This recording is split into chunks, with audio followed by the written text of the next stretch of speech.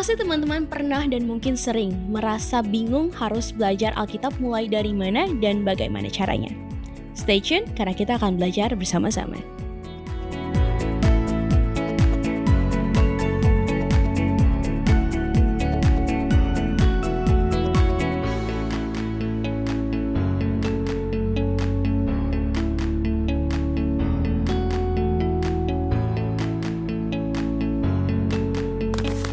Shalom, saya Alicia Tarok sebagai host yang akan membantu diskusi khusus bagi pemuda Advent yang diproduksi oleh Departemen Komunikasi Uni Indonesia Kawasan Barat berkolaborasi dengan Departemen Pelayanan Pemuda Advent Uni Indonesia Kawasan Barat secara khusus lini pelayanan Inverse.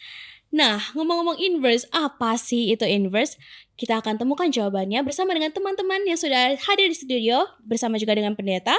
Ya, kita akan diskusi lebih lanjut nih mengenai Inverse. Oke, shalom Pak Pendeta.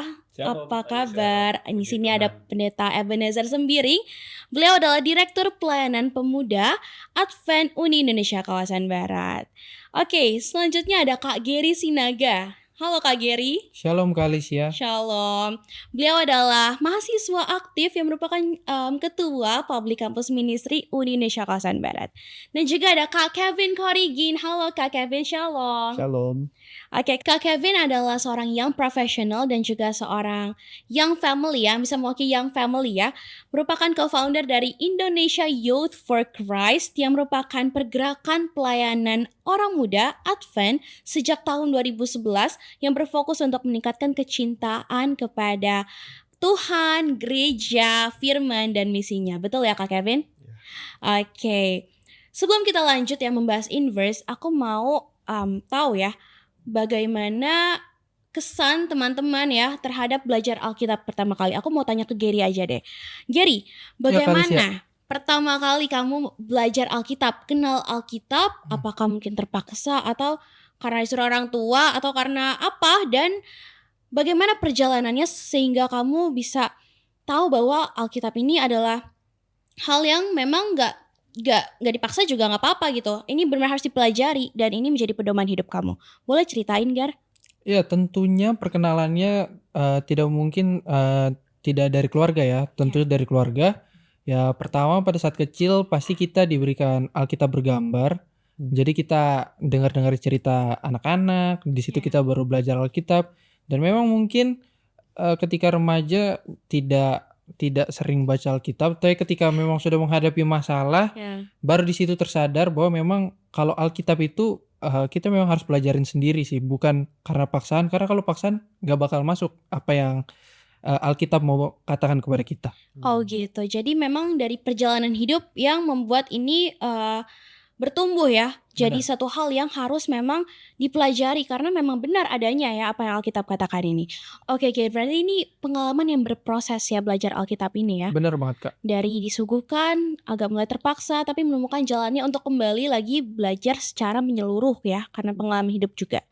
Oke, kaitannya apa ya teman-teman belajar Alkitab ya dengan Inverse ini? Kita akan cari tahu bersama-sama ya bagaimana metode Inverse, bagaimana cara belajar melalui metode Inverse ini. Tapi sebelum itu kita break dulu, kita yang saksikan satu ini, highlight apa sih itu Inverse?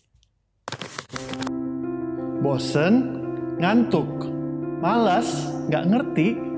Apakah kata-kata ini keluar ketika kamu mendengar kata Bible Study?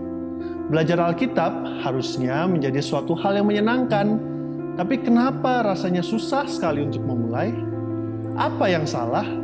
Apa yang harus dilakukan agar belajar Alkitab rasanya tidak begitu-begitu saja? Banyak orang bilang ada banyak jalan menuju Roma. Jika pepatah ini benar, kami percaya Tuhan pasti sudah sediakan lebih banyak lagi jalan menuju Alkitab, menuju Dia. Hanya saja, jalan-jalan itu mungkin belum terlihat oleh kita. Tapi kita bisa meminta. Yesus pernah berkata dalam Matius 7 ayat 7, "Mintalah, maka akan diberikan kepadamu. Carilah, maka kamu akan mendapat. Ketuklah, maka pintu akan dibukakan bagimu." Bagaimana cara memintanya? Lewat doa. Berdoalah untuk meminta hikmat dan kemauan yang kuat untuk belajar Alkitab. Setelah itu, Mari buka Alkitab dan belajar sedikit demi sedikit sesuai kemampuanmu.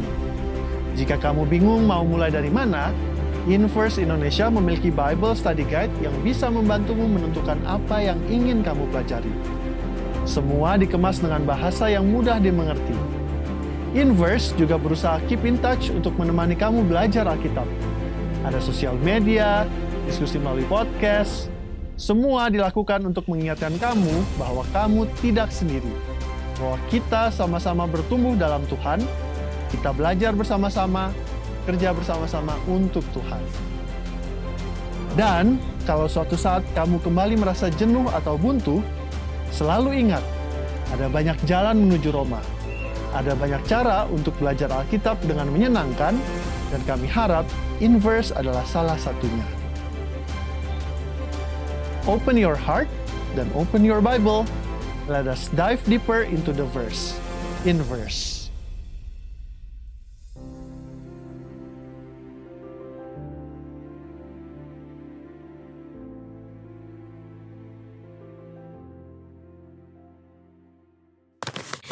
Oke, kita kembali lagi ya bersama dengan apa itu inverse, Pak Pendeta. Boleh ya Pak Pendeta, kita tahu nih ya, kita masih bingung nih ya, inverse itu apa Pak Pendeta? Boleh tolong jelaskan apa itu inverse, sejarahnya inverse bisa masuk juga ke Indonesia, dan kenapa inverse ini penting untuk digunakan oleh orang-orang muda? Oke, terima kasih Alicia. Jadi pada saat ini mungkin kita menganggap banyak orang-orang muda sudah tidak suka belajar Alkitab ataupun tidak tertarik kepada hal-hal rohani. Tetapi sebenarnya ada banyak juga orang-orang muda itu suka mempelajari Alkitab. Nah, untuk itulah Inverse hadir, karena Inverse ini menyediakan sebuah panduan yang sangat menarik bagaimana belajar Alkitab itu. Jadi Inverse ini sebenarnya sejarahnya itu sudah dimulai tahun 1979, tapi waktu itu namanya Collegiate Quarterly, dan tahun 2019 diubah namanya menjadi Inverse, di mana di dalam belajar Alkitab ini ada panduan yang dibuat di sana supaya kita menemukan secara lengkap pesan, pelajaran, dan juga makna daripada Alkitab yang kita pelajari. Dan Inverse ini menekankan keterlibatan dan perspektif yang berbeda bagi orang-orang muda di dalam mempelajari firman Tuhan atau Alkitab. Oh oke, berarti sudah pergerakannya itu sudah dari 1979 ya. Kenapa itu penting? Sudah dari 1979, sudah lama sekali. Dan cocoknya untuk orang-orang muda usia berapa nih Pak Pendeta? Ya, jadi Inverse ini disediakan untuk orang-orang muda di usia 18 sampai 35. Di dalamnya itu mahasiswa yang profesional, termasuk juga keluarga-keluarga muda bahkan yang berjiwa muda boleh untuk ikut Inverse. Oke, berarti seperti saya dan Gary ya, mahasiswa, dan Kak Kevin ya, yang family. Ya, oke, yang family. Yes. Oh ya, Kak Kevin, aku dengar-dengar pernah menggunakan CQ ya, atau pernah mengajar CQ. Boleh cerita sedikit tentang CQ ini, Collegiate Quarterly ini, Kak? Jadi dulu kebetulan gereja kami ada kelas yang memang pakai CQ, Collegiate Quarterly. Jadi itu beda dengan Inverse. Kalau di CQ itu kita itu belajar seperti sebenarnya ngikutin penuntun sekolah sahabat dewasa. Oke. Jadi itu tetap ada hari-harinya, tapi bedanya mungkin dengan sekolah sahabat dewasa yang CQ ini dia penjabaran itu lebih banyak. Jadi orang muda tuh mungkin ngerasa lebih kayak disuapin gitu lah. Nah, jadi mungkin itu beda dengan Inverse. Inverse itu kan yang kita akan temukan ya nggak pakai hari lagi. Jadi itu pakai tahapan-tahapan dan lebih mengedepankan juga nanti keterlibatan kita sebagai pelajar untuk bisa mencerna. Oke, berarti kalau CQ itu pelajarannya itu benar-benar pelajaran sekolah sahabat dewasa. Ada hari-harinya gitu kan, per hari ya Kak ya, dipelajari per hari. Cuma dia penjelasannya lebih panjang daripada orang dewasa. Jadi anak-anak muda tuh kayak sudah disuapin gitu lah. Ya, nggak mencari secara pribadi gitu ya Kak. Iya. Oke, thank you so much ya Kak Kevin untuk informasinya mengenai CQ, karena jujur aku baru pertama kali dengar nih mengenai CQ ini ya Kak ya. Tadi Kak Kevin ada mention ya kalau Inverse itu melalui tahapan-tahapan, bukan per hari ya, tahapan-tahapan belajar Alkitab. Nah Pak Pendeta, tahapan-tahapannya dikenal dengan 8I ya.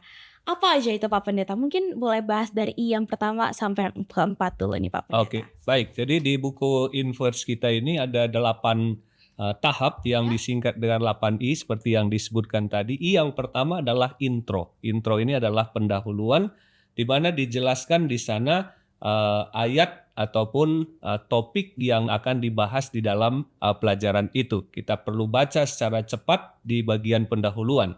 I yang kedua adalah inscribe. Inscribe itu adalah di mana di buku ini disediakan dia lembar yang kosong, halaman yang kosong, supaya teman-teman orang muda bisa menulis kembali ayat yang dibahas dalam pelajaran itu, kerangka pikiran ataupun topik utama, pelajaran utama, ataupun memparaphrase ayat itu. Tidak mesti ditulis kata demi kata, tetapi paling tidak ditulis poin-poin daripada ayat itu, karena ada penelitian mengatakan sambil kita menulis yang kita baca itu akan lebih cepat menempel di dalam pikiran kita. Nah, Jadi itu kayak sebabnya ngerangkum. disediakan dia lembar untuk menulis. Kemudian yang ketiga ini adalah engage.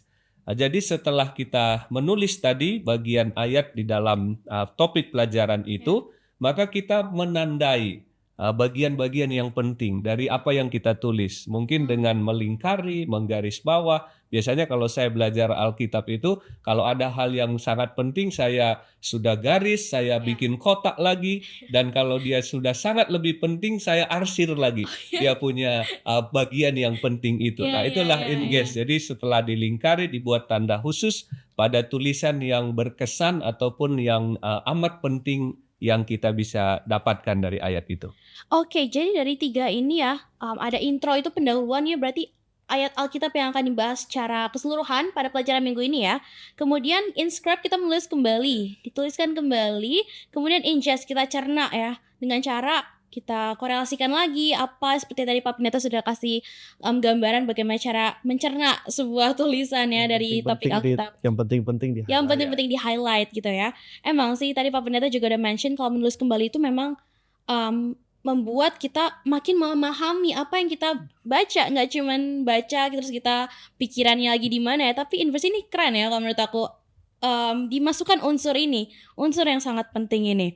Oke, Pak Pendeta, setelah kita sudah cerna gitu kan, apa langkah selanjutnya setelah kita sudah mencerna firman Tuhan ini, Pak Pen? Oke. I yang keempat adalah interpret atau interpretasi lah ya, menafsirkan dari ayat yang sudah dibaca dan sudah kita tadi pelajari. Jadi di dalam bagian ini kita menemukan apa pelajaran, apa prinsip ataupun doktrin yang disampaikan dari ayat yang tadi kita sudah baca dan kita sudah cerna lebih dalam. Jadi misalnya kita buat contoh di dalam Keluaran pasal yang keempat ayat 9 sampai 12. Di sana ada cerita bagaimana Tuhan memanggil Musa untuk membawa bangsa Israel keluar dari Mesir. Jadi kita di sana menemukan satu makna atau prinsip pelajaran yang penting apa yang Tuhan mau sampaikan. Ketika ia memanggil Musa, mempercayakan Musa untuk menjadi seorang pemimpin bangsa Israel, maka Tuhan juga memampukan dia untuk melakukan tugas tanggung jawab yang dipercayakan bagi Musa. Jadi tahapan interpret ini adalah tahapan di mana kita berusaha memahami perspektif daripada penulis atau pesan rohani yang penulis ingin sampaikan kepada kita. Sehingga penting di dalam tahap interpret ini itu harus diawali tadi dengan tahapan-tahapan yang sebelumnya supaya jangan salah kita menafsirkan maksud dari penulis itu yang dia mau sampaikan kepada kita. Nah, mungkin pendeta ada yang, orang muda yang mungkin punya pertanyaan seperti ini nih. Boleh nggak orang muda yang menginterpretasikan atau itu cuma buat pendeta aja? Gimana tuh kira-kira? Jadi takutnya keliru gitu kan betul. orang muda. Jadi boleh saja orang-orang muda juga sangat didorong untuk bisa menafsirkan makna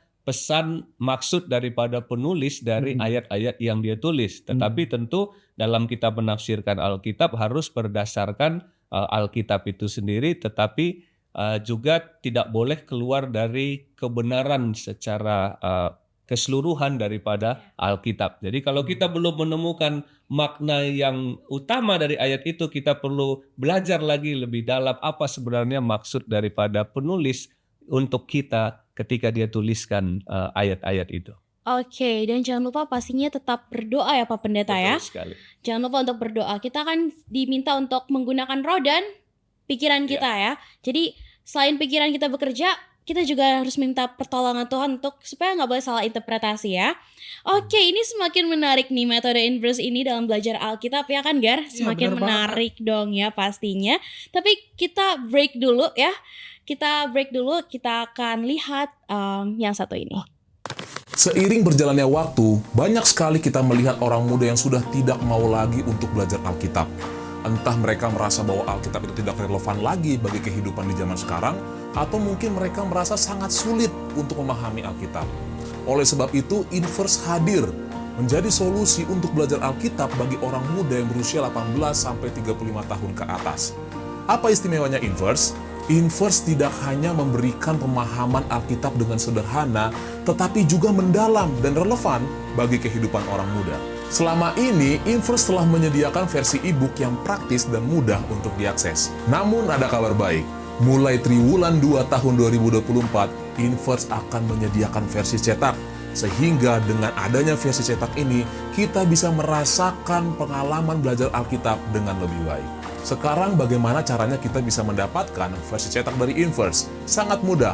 Pemesanan dapat dilakukan seperti memesan sekolah sahabat pada umumnya. Anda bisa menghubungi guru sekolah sahabat ataupun pemimpin diskusi di jemaat Anda masing-masing. Atau Anda juga bisa menghubungi direktur PA Conference atau daerah di mana jemaat Anda berada.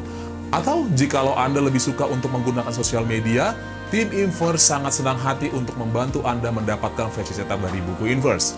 Anda bisa menghubungi kami melalui WhatsApp di nomor 087777007272 atau Anda juga bisa mengontak kami melalui akun Instagram kami @inversebible_id. Jangan lewatkan kesempatan untuk mendapatkan buku pedoman belajar Alkitab yang dapat mengubah cara pandang saudara dalam memahami Alkitab lebih baik lagi. Pesan sekarang juga, and let us dive deeper into the verse, Inverse.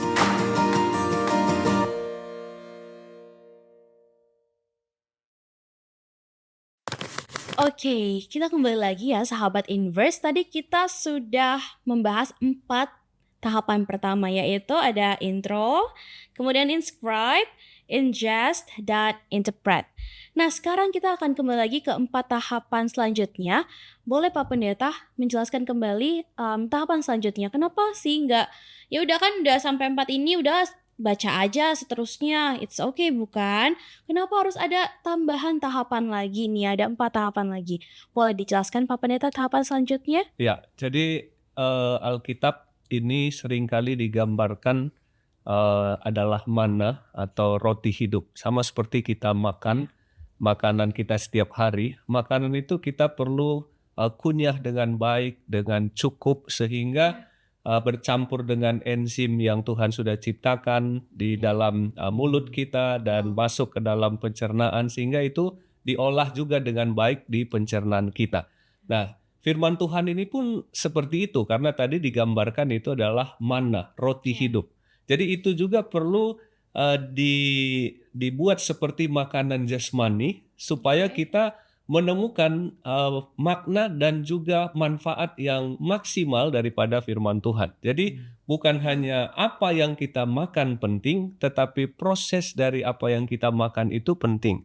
Jadi bukan hanya makanan yang kita makan ini penting, tapi proses mulai dari kita kunyah dan masuk ke dalam pencernaan kita penting. Nah, demikian juga firman Tuhan. Kalau diikuti tahapan-tahapan yang tadi kita sudah bahas dan nanti ada tahapan berikutnya, maka kita akan menemukan manfaat dan pesan bahkan kuasa yang lebih luar biasa daripada firman Tuhan yang kita pelajari. Oke, berarti seperti makan ya, makan pada umumnya jasmani kita ya Pak Pendeta, ini makanan rohani ya. Ya, betul. Jadi harus benar-benar ya dicerna dengan baik Betul. gitu ya, supaya Dan menariknya 8 tahapan I ini sudah disesuaikan dengan apa yang orang-orang muda butuhkan dan juga yang mereka bisa tertarik di dalam mempelajarinya. Oh wow, Inverse ini sangat luar biasa berarti ya untuk pedoman belajar Alkitab secara pribadi khususnya.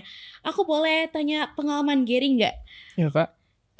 Bagaimana pengalaman kamu dalam proses belajar Alkitab ya? Pasti ya pernah belajar cuman baca aja, habis itu menarik intisari, habis itu oh ya terima kasih Tuhan, dengan kamu benar-benar mempelajari, kamu buat mungkin waktu itu metodenya pakai 5W ya kan, misalnya apa, di mana, ada siapa, sedang kenapa gitu kan. Ya. Apa bedanya ketika kamu benar-benar mempelajari gitu ya, dengan kamu cuman baca aja? Perbedaannya kalau kita benar-benar mempelajarinya itu niat pasti kan. Jadi sepanjang apapun isi satu pasal itu pasti kita nggak bakal bosan, dan juga kita mengerti akar permasalahannya itu dari mana, awalnya kenapa kayak gini, dan solusinya diberikan di situ. Sedangkan kalau kita bacanya terburu-buru, pasti jadi saya kadang baca Alkitab itu malam-malam sebelum tidur, dan itu ketika pasal 3 itu masih menyimak, tapi udah di pertengahan tadi baca apa ya? Ulang lagi dari awal biar dapet. Jadi kalau baca buru-buru lebih baca sih baca, tapi pikirannya nggak tahu kemana. Nggak tahu Sih kemana gitu ya. sih, Kak. Jadi buang-buang waktu juga ya, Benar. ngulang lagi dari awal. Iya, Iya. oke. Jadi lebih baik menyediakan waktu khusus secara misalnya 1 jam memang belajar daripada buang-buang waktu, ya Benar. kan? Nggak dapet juga, tapi waktu terbuang. Oke, thank you Gary untuk pengalamannya ya, terima kasih. Kita boleh lanjutkan ya Pak Pendeta, ke tahapan berikutnya apa tuh? Oke, jadi sekarang tahapan yang kelima atau I yang kelima itu adalah inspect. Ya. Inspect ini adalah di mana bagian ini kita akan mencari poin-poin yang tadi kita sudah interpretasi atau sudah tafsirkan daripada ayat itu. Maka di tahapan ini kita akan memastikan bahwa apa yang kita interpretasikan itu tidak salah. Oke. Dan dari situlah kita mencari ayat-ayat pendukung yang paralel dengan apa yang tadi kita sudah interpretasikan. Jadi kita akan menemukan ayat yang menguatkan yang tadi kita sudah tafsirkan. Dan ini yang disebut dengan biarlah Alkitab itu menafsirkan dirinya. Jadi ada paralel dari tulisan yang lain. Jadi dalam hidup sehari-hari mungkin seperti penyelidik kepolisian ya, dalam menemukan sebuah kebenaran, fakta, sebuah kasus, dia tidak hanya mencari satu saja, tapi semakin banyak yang mendukung, maka itu akan semakin akurat dia punya kebenaran yang ditemukan. Nah, kira-kira begitu di tahapan yang kelima ini. Siap. Selanjutnya apa tuh Pak Oke, Pendeta? ya. Selanjutnya tahap yang keenam adalah invite. Invite ini adalah kita mencari Yesus, di mana pada tahapan ini kita merenungkan karakter Yesus itu seperti apa yang kita pelajari. Kita menemukan Yesus di dalam bagian yang kita baca itu, karakter daripada Yesus. Karena kita harus berfokus atau berpusat kepada Yesus dalam semua pembelajaran firman Tuhan. Kasihnya, kebaikannya, dan lain sebagainya. Karena tentu inti daripada seluruh Alkitab, Kejadian sampai Wahyu itu adalah kasih Yesus kepada kita semua. Jadi di dalam invite ini kita mencari karakter Yesus dari bacaan Alkitab yang kita sudah baca tadi. Jadi sama seperti Yesus katakan kepada orang-orang Yahudi ya di dalam Yohanes pasal 5 ayat 39, kamu menyelidiki kitab-kitab suci sebab kamu menyangka olehnya kamu mempunyai hidup yang kekal. Tetapi walaupun kitab-kitab suci itu memberi kesaksian tentang aku. Jadi kita harus menemukan siapa Tuhan, sifat Tuhan, kebaikan Tuhan, dan apa yang Tuhan Yesus lakukan bagi kita di dalam tahapan ini dalam ayat yang tadi kita sudah baca, sudah pelajari. Jadi kayak contohnya pendeta kalau misalnya belajar tentang Yusuf gitu kan, ketika dia dijual, itu kan juga sebenarnya ada penggambaran Yesus di situ. Betul bagaimana sekali. Yesus, ya sama seperti Yesus, Yusuf nggak salah, tapi dia dijual oleh teman dekatnya, oleh orang yang dia percaya, oleh bosnya sendiri. Betul. Sebagaimana Yusuf seperti itu juga Yesus juga ternyata ada Yesus di dalam cerita Yusuf. Betul sekali. Wow, ini benar-benar penting ya. Justru ini unsur yang sangat penting ya untuk menemukan karakter Yesus di dalam setiap apa yang kita pelajari. Oke, tahapan selanjutnya apa nih Pak Pendeta? Oke, tahapan yang berikut adalah tahapan yang ketujuh. Ini adalah insight. Insight ini kita mencari perspektif lain dari tulisan yang diilhamkan Tuhan melalui karunia roh nubuat John Ellen G. White. Kenapa ini penting?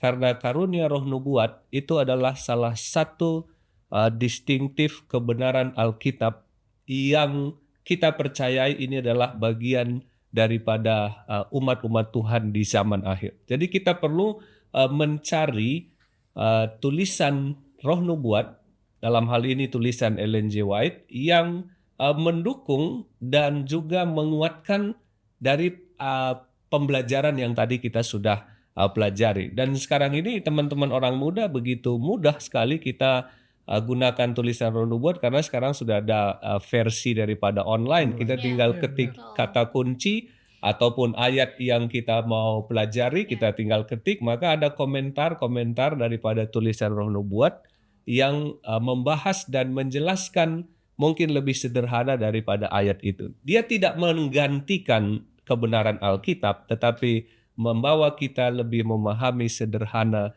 daripada firman Tuhan, Alkitab itu sendiri. Oke. Kalau gitu berarti tulisan ini juga penting ya untuk menunjang kita dalam memahami belajar Alkitab itu sendiri. Tapi Pak Pendeta, tadi kan dibahas kalau di Insight itu kita perlu menambahkan roh nubuat sebagai literasi bagi kita. Tapi kenapa kita harus mengintegrasikan tulisan Nyonya Ellen White terhadap pelajaran Inverse ini? Karena kan kita mau belajar Alkitab, kenapa nggak kita belajar dari Alkitabnya saja? Melainkan kenapa harus belajar juga dari buku-buku Nyonya Ellen White, Pak Pendeta? Ya, oke. Ini pertanyaan yang sangat penting. Jadi teman-teman orang muda, Spirit of Prophecy adalah salah satu distinctive doktrin daripada Seventh Day Adventist berdasarkan Alkitab. Sebenarnya ada 5 S yang menjadi distinctive doktrin kita. Sanctuary, kemudian Salvation, Sabat, State of the Dead, sama Spirit of kemudian Prophecy. Spirit of Prophecy. Ini adalah salah satu daripada kebenaran yang teman-teman orang muda harus pahami. Nah, itu sebabnya kita percaya tulisan roh nubuat ini adalah karunia yang besar yang Tuhan berikan bagi gerejanya di zaman akhir ini, yang sekali lagi tidak menggantikan Alkitab, tetapi menuntun kita memahami Alkitab itu dengan lebih baik, lebih sederhana, dengan bahasa yang lebih mudah kita pahami. Jadi itulah sebabnya kenapa penting sekali kita selalu mencari pendukung dari tulisan Ellen G. White dari ayat firman Tuhan yang kita baca itu. Jadi penuntun berarti ya Pak Pendeta? Oke. Kak Kevin mungkin juga boleh kasih pandangan mengenai hal ini. Sudah dijawab sama pendeta tadi, jadi udah aman. Oke. Kalau gitu Pak Pendeta ya, apa nih tahap terakhirnya nih dalam belajar Inverse ini? Ya, oke. Jadi tahapan yang terakhir adalah tahapan yang ke-8, disebut dengan inquire. Inquire ini adalah setelah kita belajar tahapan-tahapan yang tadi, maka kita mendaftarkan pertanyaan-pertanyaan reflektif. Kemudian kita diskusikan dengan teman-teman kita, sahabat-sahabat orang muda. Tetapi pada buku Pedoman Inverse, di situ juga sebenarnya ada pertanyaan-pertanyaan yang sudah disediakan. Tapi mana tahu teman-teman orang muda juga ada tambahan pertanyaan dari pelajaran itu. Jadi pertanyaan refleksi lah kepada masing-masing. Kemudian kita boleh sharing, kita boleh diskusi untuk kita benar-benar memastikan kita memahami pelajaran yang kita sudah bahas itu, dan tentu dengan pertolongan Tuhan kita semua sahabat-sahabat orang muda bisa praktekkan itu di dalam hidup kita setiap hari. Amin. Oke. Jadi lebih berkesan kalau diskusinya tuh setelah belajar, nanti hari Sabat ketemu sama teman-teman, kita bisa diskusikan sama-sama. Iya, betul sekali. Oke, baik, kita akan lanjutkan lagi nanti setelah yang satu ini. Jembatan sangat membuat perjalanan menjadi efektif dan efisien, dan bahkan dalam beberapa kondisi jembatan menjadi penguat hubungan antar kota. Pernahkah sahabat orang muda merasa tidak layak untuk berdoa, pergi ke gereja, untuk melakukan hal-hal tertentu karena merasa terlalu berdosa? 1 Yohanes 2 ayat 1. Anak-anakku, hal ini kutuliskan kepada kamu supaya kamu jangan berbuat dosa. Namun jika seorang berbuat dosa, kita mempunyai seorang pengantara pada Bapa, yaitu Yesus Kristus yang adil.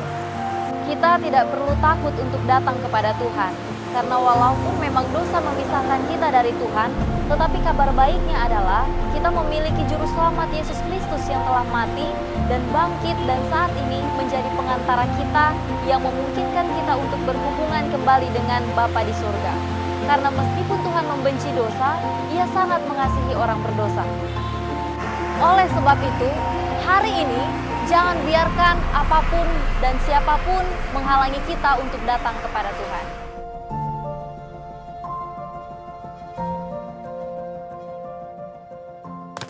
Sahabat Inverse, kita kembali dan saya punya pertanyaan untuk Pak Pendeta.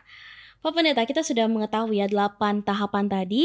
Pak Pendeta sudah menjelaskan dan saya mau tahu apa sih sebenarnya yang membuat Inverse ini berbeda dengan panduan belajar Alkitab lainnya. Oke, ya terima kasih Alicia. Jadi buku Inverse ini setiap tahun dicetak dalam 4 jilid Ya. per triwulan sama dengan buku Sekolah Sabat Dewasa. Dan 2 topik itu sama dengan pelajaran Sekolah Sabat Dewasa, tetapi ditulis dengan pendekatan lebih cocok kepada orang-orang muda. Dan 2 topik lainnya Ya. adalah topik-topik yang juga sangat relevan dengan kehidupan orang muda. Oke. Satu contoh misalnya di waktu yang lalu dibahas tentang bagaimana kita menemukan kehendak Tuhan di dalam hidup kita. Sangat Jadi ini relevan. sangat relevan Ya. dengan orang-orang muda. Jadi 2 sama tetapi dalam pendekatan orang muda, dan 2 topik itu sangat relevan dan erat hubungannya dengan kehidupan orang-orang muda.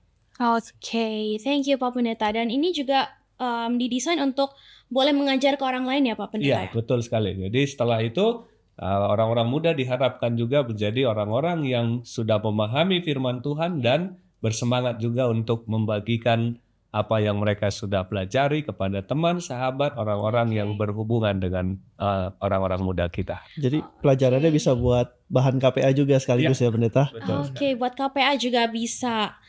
Keren banget. Dan Gary nih yang mengelola KPA ya, aku mau tanya ya, bener nggak relevan? Kamu kan udah pakai Iya, jadi pelajaran Inverse itu biasa dipakai di care group ya? PCM chapter di Jakarta, dan itu memang sangat relevan karena pembahasannya itu kebanyakan yang dihadapi anak muda sekarang, tentunya tentang hari Sabat, tentang dalam pertemanan, itu dibahas di Inverse juga, dan memang sangat relevan untuk jadi aktif berdiskusi di care group tersebut.